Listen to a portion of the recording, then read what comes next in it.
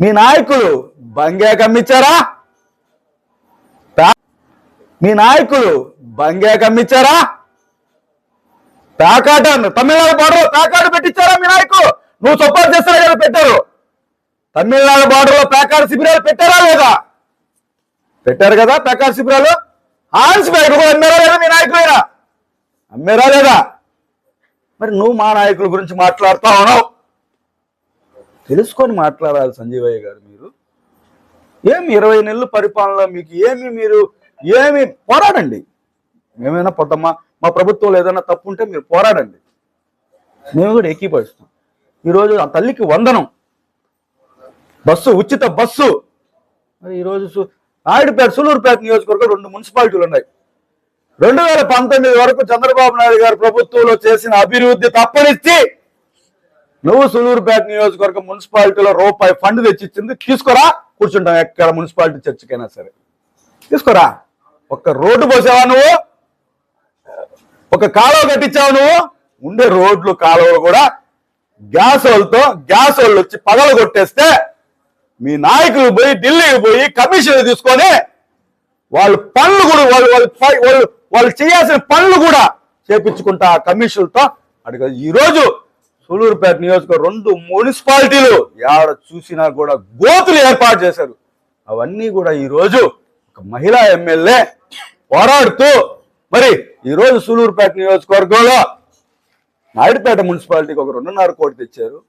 సూలూరుపేట మున్సిపాలిటీకి ఒక 2.5 కోట్లు తెచ్చారు. మీరు పగల కొట్టేసినట్టు మీ అవకతవకలతో గ్యాస్ వాళ్ళ మీరు పగల కొట్టి మీ పాలక వర్గాలు చేపిన పనులు ఈరోజు ఎమ్మెల్యే గారు వచ్చి చేపిస్తా ఉన్నారు.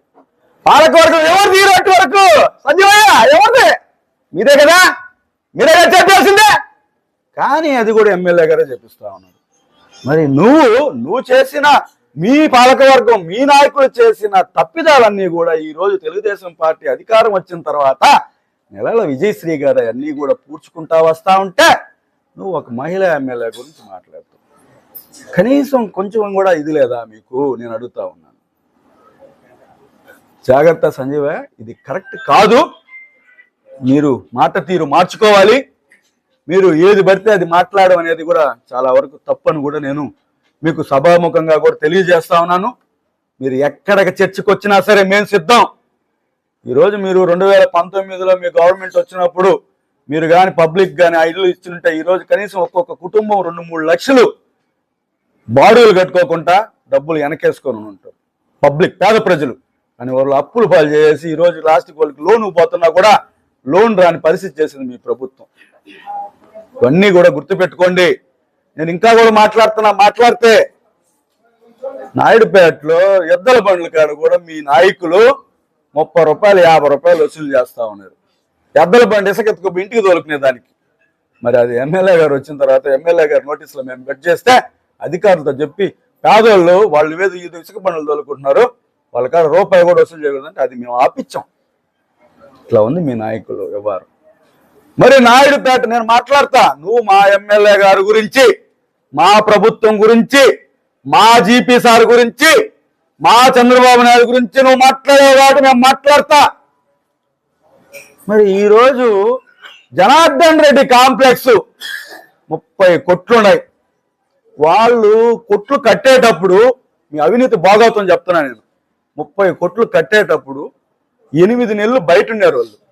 మరి దాన్ని రెన్యువల్ చేయమంటే మీ పాలక వర్గం నాయకులు కొట్టికి 50,000 రూపాయలు ఇస్తే రెన్యువల్ చేస్తామన్నారు. 8 నెలలకి ఆ 8 నెలలు మాకు అవకాశం కల్పిందాయంటే మీ పాలక నాయకుడు రాజ్యాంగేతర శక్తులు 50,000 కొట్టికిస్తే మేము ఆ 8 నెలలు మీకు రెన్యువల్ చేసేదానికి అవకాశం ఇస్తామని అంటున్నారు.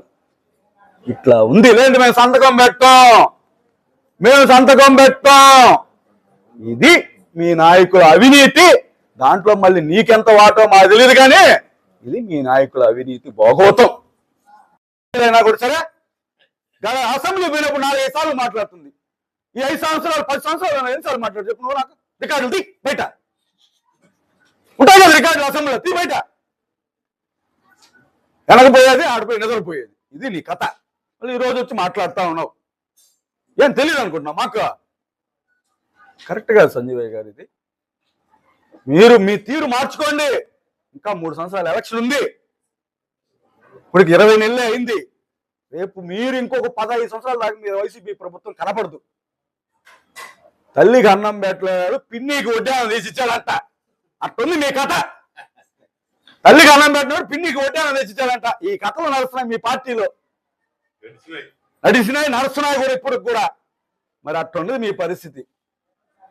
మరి మీరు మీ పద్ధతి మార్చుకొని మీరు ఇంకొకసారి కానీ మా తెలుగుదేశం పార్టీ ప్రభుత్వం మీద మాట్లాడినా, మా చంద్రబాబు నాయుడు మీద మాట్లాడినా, మా లోకేష్ గారి మీద మాట్లాడినా, మా పవన్ కళ్యాణ్ గారి గురించి మాట్లాడినా సహించే ప్రసక్తే లేదు. మీరు మోడీ గురించి మాట్లాడరులే, మాట్లాడితే మీకు తోకలు పడిపోతారు, జైలుకి వెళ్ళిపోతారు. సహించేదే లేదు. మరి మా ఎమ్మెల్యే ఫ్యామిలీ మీద కానీ, మా తెలుగుదేశం పార్టీ నాయకుల మీద కానీ, నియోజకవర్గంలో ఎవరి మీద మీరు అవాకు చవాకులు పేరారా, ఖబర్దార్, రోడ్డు మీదకి వస్తాం. తట్టుకోలేరు, గుర్తు పెట్టుకోండి. జాగ్రత్తగా మీ పని మీరు చేసుకోండి. మా తప్పు ఉంటే మీరు ప్రశ్నించండి, ఎక్కడికైనా సరే. ఊరికి బురద వ్యవహారం చేయబాకండి. ఇంకా చాలా ఉన్నాయి నేను చెప్పాలంటే చాలా ఉన్నాయి. బ్యాక్గ్రౌండ్ గుర్తుపెట్టుకో. జాగ్రత్తగా ఉండి మీరు ఏదైనా తప్పు జరిగితే మీరు అడగండి, చేయండి, ఇబ్బంది లేదు. మరి ఊరికి అనవసరంగా బురద జల్లేసి ఆ మీడియాలో అంతా మీరే కదా రాపిచ్చింది, డబ్బిచ్చా.